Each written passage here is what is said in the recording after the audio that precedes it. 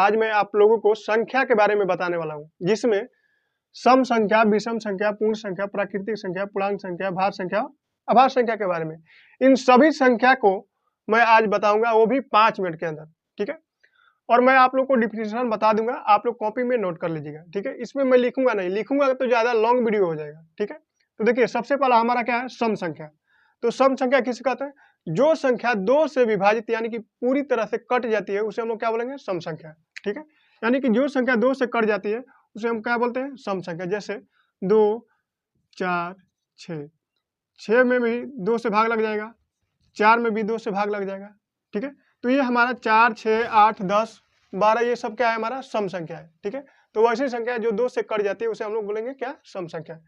अब आता है हमारा विषम संख्या। जो संख्या 2 से नहीं कटता है उसे हम लोग क्या बोलेंगे? विषम संख्या बोलते हैं।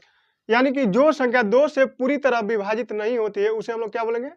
विषम संख्या बोलेंगे। जैसे मान लीजिए कि 3 हो गया, 3 में यदि भागा देंगे 2 से तो नहीं कटेगा, ठीक है। 5 हो गया, 5 में 2 से भागा देंगे नहीं कटेगा। 7 हो गया, 9 हो गया, ये सब हमारा क्या है? विषम संख्या हो गया, ठीक है। अब आता है हमारा पूर्ण संख्या, ठीक है। तो पूर्ण संख्या में कुछ नहीं करना है आप लोग को, 0 से गिनती जितना भी लिख लीजिए आप लोग, अनंत तक, ठीक है। 0 से लेकर अनंत तक वाली संख्या को, ठीक है, 0 से लेकर अनंत तक वाली संख्या को हम लोग क्या बोलेंगे? पूर्ण संख्या बोलेंगे। क्या बोलेंगे? पूर्ण संख्या। पूर्ण संख्या मतलब क्या? पूरा संख्या, ठीक है। और प्राकृतिक संख्या में 1 से लेके, ठीक है, प्राकृतिक संख्या में 1 से लेके अनंत तक वाली संख्या को क्या बोलेंगे हम लोग? प्राकृतिक संख्या बोलेंगे, ठीक है। देखिए, पूर्ण और प्राकृतिक में अंतर क्या है? पूर्ण मतलब पूरा, यानी कि कोई भी संख्या छूटनी नहीं चाहिए, ठीक है। 0 भी साथ में है, लेकिन प्राकृतिक में क्या है कि 1 से स्टार्ट होता है, वही पूर्ण में 0 से स्टार्ट होता है, ठीक है। अब आता है हमारा पूर्णांक संख्या। पूर्णांक संख्या किसे कहते हैं?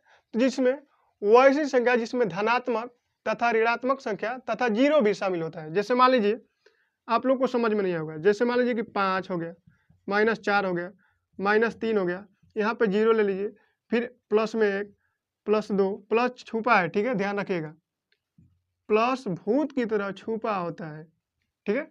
तो ये हमारा हो गया पूर्णांक संख्या। तो पूर्णांक संख्या में वैसी संख्या जिसमें धनात्मक संख्या भी हो, ऋणात्मक संख्या भी हो और 0 भी हो, तो वैसी संख्या को हम लोग क्या बोलेंगे? पूर्णांक संख्या बोलेंगे, ठीक है।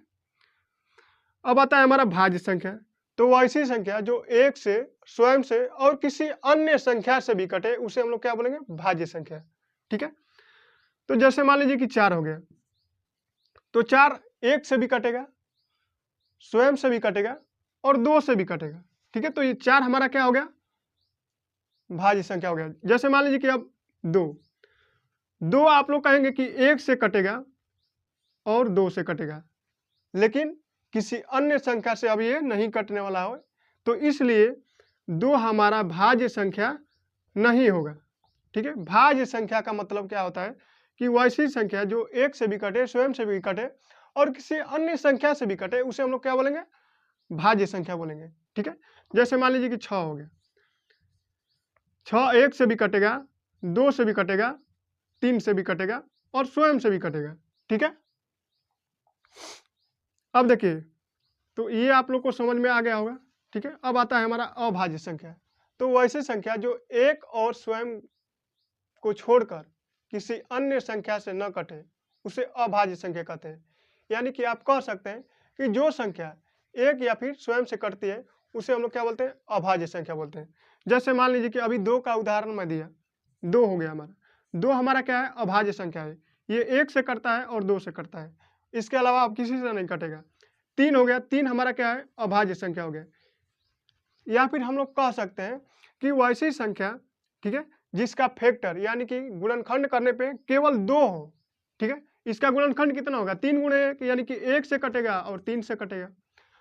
5 का ले लीजिए, 5 का गुणनखंड कितना होगा? 1 और 5, यानी कि 1 से इसमें भाग लगेगा और 5 का भाग लगेगा, बाकी से ये कटबे नहीं करेगा। तो अभाज्य संख्या आपको मालूम हो गया। वो ऐसी संख्या जिसका फैक्टर करने पे 2 हो उसे हम लोग क्या बोलेंगे? अभाज्य संख्या। या फिर आप लोग ऐसे भी कह सकते हैं कि वैसी संख्या जो 1 और स्वयं से कटे, बाकी किसी भी संख्या से नहीं कटे उसे हम लोग क्या बोलेंगे? अभाज्य संख्या बोलेंगे, ठीक है। तो यदि आप लोग को ये वीडियो अच्छा लगा तो आप लोग मेरे वीडियो को लाइक और चैनल को सब्सक्राइब कीजिएगा। जय हिंद।